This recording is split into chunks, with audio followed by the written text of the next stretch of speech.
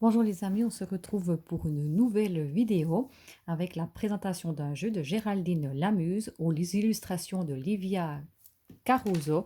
C'est l'oracle de l'équilibre et des émotions et c'est aux éditions Bussière. Donc le côté et le côté sombre. Et je vais vous lire ce qui est écrit au dos de la boîte. Donc c'est des cartes des émotions miroirs. Nos émotions sont un tout. Elles expriment l'ombre et la lumière qui nous constituent. Ainsi, il n'y a pas d'émotion négative. C'est notre manière de les gérer qui l'est.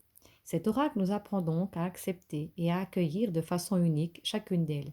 Les fleurs de bac et les phases de la lune nous accompagnent pour les ancrer à travers leurs vertus et leurs énergies. Trouvons notre équilibre pour être en harmonie avec nous-mêmes. Ce coffret contient 26 cartes des émotions miroirs. Donc ça veut dire que les 26 cartes, ça vous fait 52 cartes, 8 cartes lunaires et un livret de guidance. Et franchement, il est magnifique. Donc c'est illustré avec amour par Livia Caruso. Donc nous allons d'abord regarder le livre. Il y a la lumière, je suis désolée, mais j'ai dû allumer. L'oracle donc de l'équilibre et des émotions, donc de Géraldine Lamuse. Donc l'oracle des émotions. Donc nous avons Géraldine Lamuse, l'autrice, l'illustratrice Livia Caruso, le sommaire avec les tirages, l'histoire des fleurs de bac, le cycle lunaire, les cartes émotions miroirs, les cartes lunaires, l'introduction. Cet oracle a été écrit et ressenti pour faciliter le chemin de l'introspection. Le développement personnel peut avoir un côté culpabilisant, telle une injonction de réussite, mais il n'en est rien. Il n'y a pas d'arrivée, seul le chemin compte et le plus important est ce que nous en faisons. Il n'y a pas de recette universelle, nous sommes tous différents. Nos expériences, nos rencontres, nos moments de joie et nos déceptions font que nos émotions sont accueillies et vécues de façon personnelle. Pour que ce chemin soit le plus enrichissant et productif possible, j'ai l'envie et l'espoir avec cet oracle de transmettre l'importance d'être à l'écoute de soi-même, d'apprivoiser notre ombre et de comprendre que sans elle, il n'y aurait pas de lumière, afin de nous donner la possibilité de trouver la voie de notre propre équilibre. Son objectif est de nous apporter la confiance en nous suffisant pour nous assumer pleinement, sans avoir besoin de l'autre pour nous réaliser et parvenir à la complétude. Je nous souhaite un agréable voyage à l'intérieur de nous-mêmes. Il n'y a pas d'émotions négatives, c'est notre façon de les accueillir et de les gérer qui l'est. Géraldine Lamuse. Donc nous avons des tirages, le tirage intuitif, le tirage de l'équilibre, le tirage du cycle lunaire, l'histoire des fleurs de bac. Donc il y a plusieurs, il y a le sentiment de souci, le sentiment de préoccupation excessive, le sentiment de solitude, le sentiment de sensibilité, le sentiment de tristesse, le sentiment de manque d'intérêt, le sentiment d'incertitude. Et vous pouvez aussi, il y a plus d'informations si vous allez sur lesfleursdebac.fr. L'utilisation des fleurs de bac, ça nous explique pourquoi, comment les utiliser, comment savoir quelles fleurs de bac utiliser. Le cycle lunaire. Et nous avons les cartes en couleur. Donc ici, nous avons la carte côté positif, enfin côté lumière, et ici, la carte côté ombre. Vous avez ceci pour toutes les cartes. Il y a aussi donc les cartes lunaires. Donc c'est tout en couleur.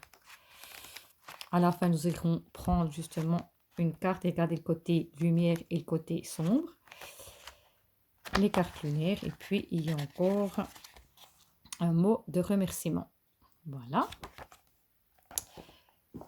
Le dos des cartes est comme ceci.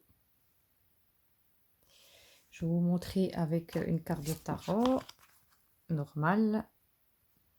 Donc, elles sont plus hautes et puis plus larges. Comme ça, vous avez une petite idée. Mais je suis désolée, il y a vraiment le reflet de la lumière. Mais on ne voit pas assez clair.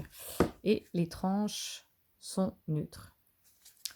Donc, nous allons d'abord vous montrer Ah ben, on va prendre les cartes lunaires. Comme ça, je vous les montre.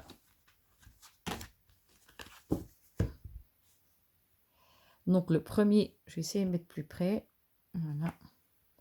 Le premier croissant, détermination. Premier quartier, action. La lune gibbeuse croissante, la patience. La pleine lune, puissance. Lune gibbeuse décroissante, l'intuition. Dernier quartier, lâcher prise. Dernier croissant, guérison. Et nouvelle lune, renaissance. Voilà pour les lunes, les cartes lunaires. Et nous allons passer, je vous montre d'abord le côté lumière, puis après je vous montrerai le côté sombre. La clarté, la créativité, l'énergie, l'équilibre, l'espoir, la liberté, la force, la confiance, l'amour, l'assurance, la bienveillance, la joie, l'optimisme, la transformation, la vulnérabilité, acceptation, moi je trouve des très belles cartes, hypersensibilité, amour de soi, pardon, perceptible, préservation, réussite, satisfaction, sécurité, paix intérieure, certitude. Maintenant, nous allons passer au côté ombre.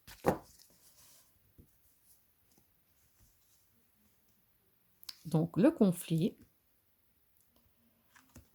l'ennui, l'épuisement, l'affolement, le chagrin, le jugement, l'impuissance, la peur, la solitude, la timidité, s'oublier, je trouve qu'elles sont belles, la mélancolie, la négativité, le blocage, l'ancrage, le déni, la fragilité, l'abandon, la culpabilité, l'invisible, égoïsme, échec, jalousie, dépendance, colère et anxiété. Donc, nous allons tirer une carte et je vais vous lire ce qu'il y a écrit dans le livre pour vous faire une idée. Donc, il s'étale très très bien. Et nous avons la carte de l'abandon. Côté ombre, donc.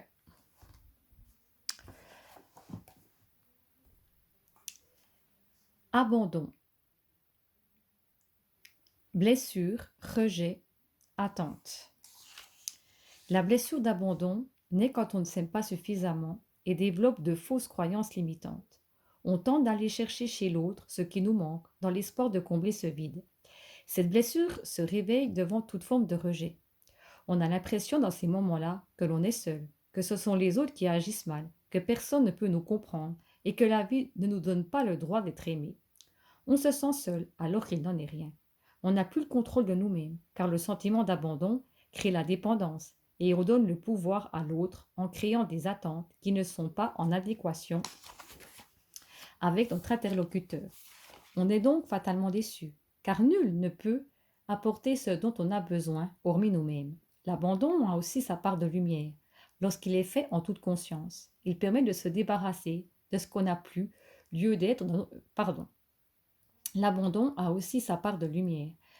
Lorsqu'il est fait en toute conscience, il permet de se débarrasser de ce qui n'a plus lieu d'être dans nos vies, que ce soit en nous ou qu'il s'agisse d'un élément extérieur.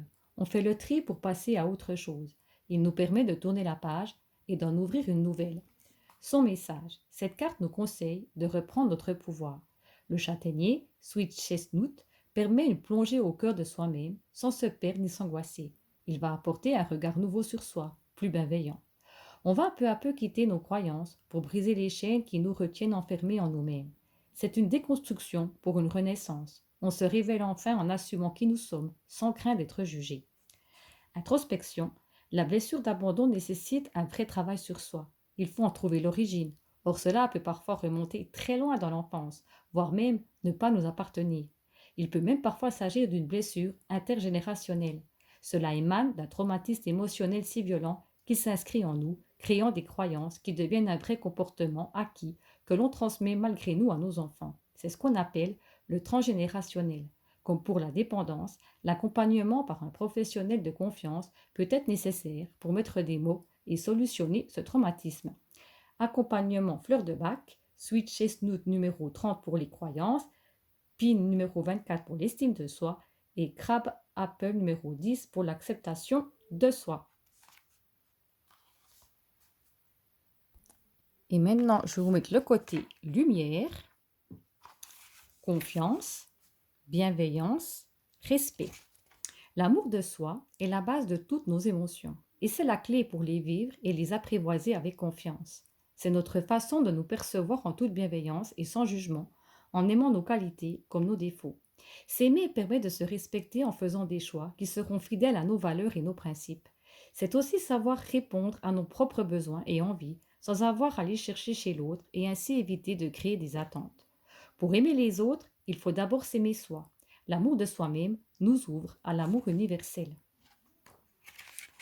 Pour garder l'équilibre, on veille à notre humilité. Sinon, le risque est de trop se centrer sur soi-même. On tomberait alors dans un excès d'amour de soi et on deviendrait égocentrique. Son message, cette carte conseille la bienveillance. Le pain sylvestre PIN va nous apporter l'objectivité sur nous-mêmes pour mieux mettre en avant nos atouts et nos qualités. Il va nous aider à nous débarrasser de cette culpabilité qui pouvait parfois nous bloquer et nous empêcher de nous réaliser et nous aidera à développer notre capacité de pardon et d'humilité. On deviendra patient avec nous-mêmes. Accompagnement des fleurs de bac, PIN numéro 24 pour l'estime de soi, Crab Apple numéro 10 peut être utilisé en complément. Elle va nous aider à ne plus avoir une mauvaise image de nous-mêmes et ainsi s'accepter tel que l'on est. On devient mesuré et non plus dans le jugement de soi. Voilà pour l'oracle de l'équilibre et des émotions. J'espère que cette vidéo vous a parlé, que ce jeu vous a plu. N'oubliez pas de liker la vidéo si le contenu justement vous a parlé, de vous abonner à ma chaîne si vous le souhaitez. Faites-moi un commentaire si vous avez envie qu'on puisse partager ça ensemble comme d'habitude. Surtout, prenez bien soin de vous et moi je vous dis à tout bientôt pour une prochaine vidéo. Je vous fais de gros bisous. À bientôt.